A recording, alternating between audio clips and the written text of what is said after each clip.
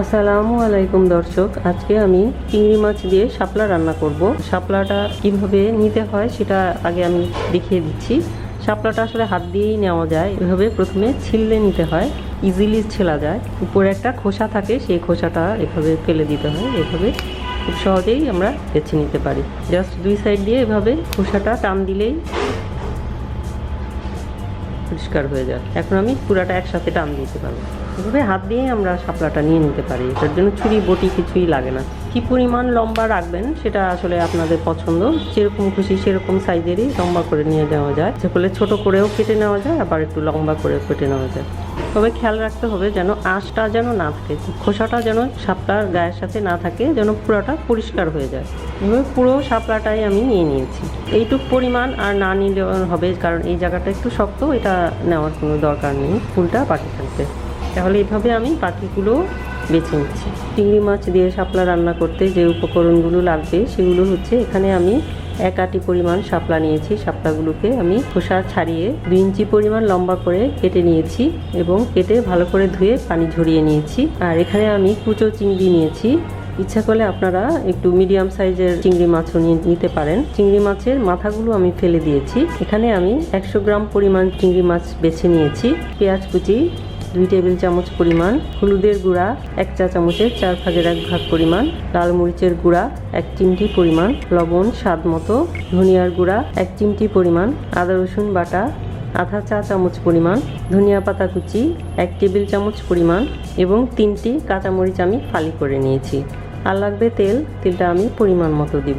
এই হচ্ছে উপকরণ। চলুন তাহলে আমরা চিংড়ি মাছ দিয়ে শাপলা রান্না করি। এখন আমি চিংড়ি মাছ দিয়ে শাপলা রান্না করব। চুলায় কড়াই বসিয়েছি, তেল দিয়ে দিচ্ছি। আমি 2 টেবিল চামচ পরিমাণ তেল দিয়েছি, চুলা জ্বালিয়ে দিচ্ছি। তেলটা গরম হয়ে গেছে, আমি এখন পেঁয়াজ কুচি দিয়ে দিচ্ছি, নেড়ে দিচ্ছি।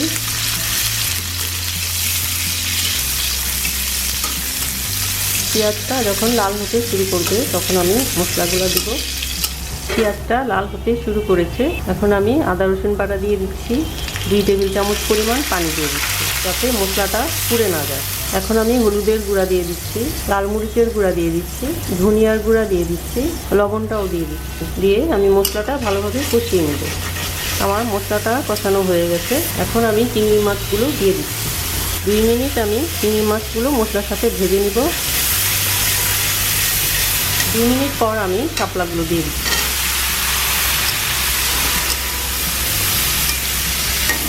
এখন নাড়তে নাড়তে শাপলাগুলো সেদ্ধ হয়ে যাবে। এর মধ্যে কোনো এক্সট্রা পানি দেওয়ার প্রয়োজন নেই। শাপলার মধ্যে যে পানি আছে সেটা দিয়েই শাপলাটা সেদ্ধ হয়ে যাবে এবং ঢাকনা দেওয়ারও কোনো প্রয়োজন নেই। ঢাকনা দিলেও শাপলা থেকে বেশি পানি উঠবে, তখন আবার শাপলাটা সেদ্ধ হলে পরে গলে যাবে, তখন খেতে ভালো লাগবে না। চুলার আঁচটা প্রথম 3 মিনিট আমি বাড়িয়ে রেখেছি। 3 মিনিট পর চুলার আঁচটা আমি মিডিয়াম করে দিব। 3 মিনিট হয়ে গেছে, এখন আমি চুলার আঁচটা মিডিয়াম করে দিচ্ছি। এখন শাপলা থেকে যে পানিটা উঠেছে সেই পানিটা শুকিয়ে গেলেই শাপলাটা রান্নাও হয়ে যাবে, শাপলাটা সেদ্ধও হয়ে যাবে।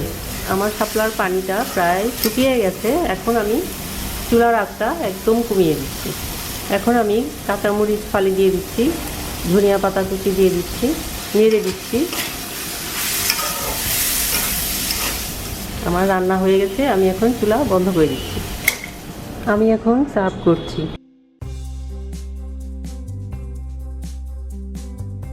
তৈরি হয়ে গেল চিংড়ি মাছ দিয়ে শাপলার তরকারি। চিংড়ি মাছ দিয়ে শাপলার তরকারিটা খেতে কিন্তু অনেক মজা। যে কোনো কিছু দিয়ে শাপলা রান্না করলেই খেতে অনেক মজা লাগে। আশা করি আপনারা বাসায় ট্রাই করে দেখবেন কেমন লাগে।